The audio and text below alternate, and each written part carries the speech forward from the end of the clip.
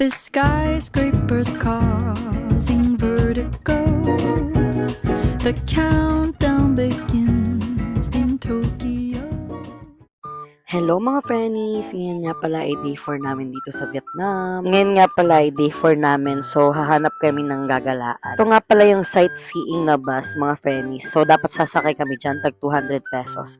So mga hapon yun siya hanggang gabi. So hindi na nga kami sumakay doon kasi nung nakaraan nakapagpunta na kami sa Saigon. So hindi na namin kailangan sumakay doon kasi sobrang ganda nung nasakyan namin sa Grab at kitang-kita mo talaga. Ngayon nga pala, nandito kami sa pinakasikat na restaurant dito sa Bep Mi In, dito sa Vietnam. So, try nyo yun mga friends, sobrang sarap dito. Dahil nga sa platter yung binili namin, naghati na kami ni ate dahil sobrang dami at sobrang mabubusog ka talaga mga friends. Pagtapos nga namin sa Bep Mi In, naglakad-lakad kami para matunaw yung mga kinain namin. So, yun, sobrang bait nila dyan mga friends. So, ngayon, nag-ikot-ikot kami. Ayan, pa-cute-cute muna. Nagtingin-tingin kami ng kalapate kahit sobrang dami sa bubong namin, charot. So, yan nga mga friends, naligaw kami. Kasi yung Grab pala na nabook namin is Saigon Mall. So, dapat dun kami sa Saigon Square. Kasi nag-isip-isip kami ni ate na baka bumili na kami ng mga pasalubong ngayon. So, yan, pumasok muna kami ng mall kasi silipin lang namin kung ano yung pinagkaiba. At least nakapasok kami ng mall ng Saigon. So, ang Saigon nga pala mga friends, dito mo makikita yung mga malalaking building nila, yung mall, ayan, Saigon Center yung mall nila. So, ayan, nakikita mo dyan, may mga pa-TV-TV sila, flat screen TV. So, mga friends, 4 minutes lang pala yung walk ng Saigon Mall at saka Saigon Square. So, 4 minutes lang siya, sobrang lapit lang pala. Nasa likod lang pala yung Saigon Square nila. Nakikita nyo sobrang daming tao. So, ayan nga pala yung Saigon Square. Dito yung mga ibang pasalubong. So, ayan, tatawid ka lang. Ayan, tawid-tawid. Tapos, doon ka lang pupunta sa Saigon Square. Kasi nga pala, hindi pala kami natuloy doon sa Saigon Square, mga friends, kasi sobrang mahal pala. So, lumipat pala kami ng ibang pupuntahan. So, yun, matatawid mo lang mga 3 minutes lang din yata yung away. So, yun pala mga friends, di ko pala na-videohan yung sa loob ng Saigon Square. Kasi, wala lang, natakot lang ako. So, dito nga pala kami pumunta sa Khoa Dong. Ito nga pala yung sobrang daming mga mura dito mga friends. May mga, pwede kang mangingi ng tawad. Hindi yung sorry ha, yung tawad na presyo. Pero mga friends, iba-iba yung mga presyo nila na pare-parehas lang. Alam nyo bang pinalo yung puwet ko doon ng babae kasi yung pagtawid ko, nagkasalubong kami, nagalit siya sa akin. Pero okay lang naman, at least, hindi wag tayong gagante mga friends, lalo na nasa ibang lugar tayo. Pabayaan lang natin sila. So, ayun nga pala mga friends, so dito kami sa sobrang sikat din na mga bilihan ng mga hoodie, mga jackets. So, ayan, bumili kami para sa mga kapatid namin.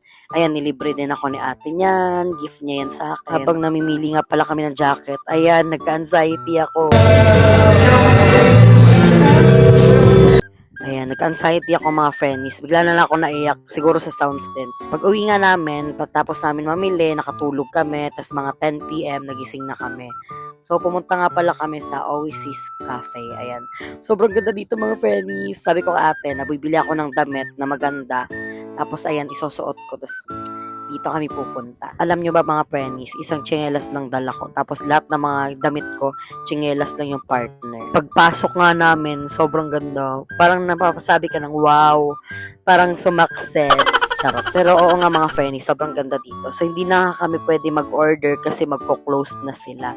So, ang ginawa ko na lang ay nag-video ako. Ayan. Siyempre, Pisces tayo. So, may mga koi fish dito na sobrang dami. Ayan nga pala yung binili kong outfit check. So, nag-sale lang yan siya. Ayan, makikita nyo sobrang laki ng mga koi fish nila. Ayan. So, yan. Palabas na pala kami mga friends. Maghahanap na lang kami ng ibang kakainan. Hindi nga pala kami nakapag-merienda at nakapag-dinner. So, ayan. Ayun, natignan nyo, buntis yata yung koi fish na yan. Kasi sobrang laki nila. Mas malaki pa sa mukha niya yan mga friends. Sobrang dami nila mga koi fish. So, yun, next time na lang, at least nakapunta ako dito at nakapag-video. Pagtapos namin sa Oasis Cafe, ayan, naghanap-hanap nga pala kami ng pwedeng bilhin na pagkain. Kasi hindi pa nga kami nag-dinner. So, si ate bumili dun sa may Macau na milk tea. So, ako naman, sabi ko, wag na lang te. Sasakit na naman yung tiyan ko. Naglakad-lakad kami dito. So, ayan, may nakita kaming Mixu.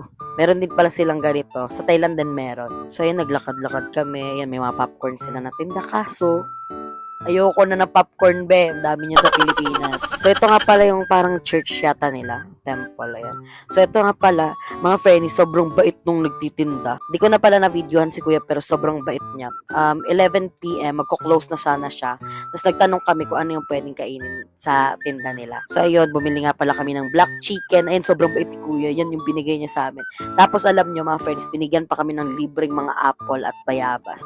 Kaya sobrang thank you kay Kuya dahil sobrang bait niya. Alam nyo ba mga friends, black chicken. First time ko makatikim niyan. Kaya hindi ko na alam yung may imagine ko dito. Kaya parang tingnan nyo. Pero masarap naman siya mga friends. Try nyo din. So, ayan. Kain-kain lang. Bye-bye!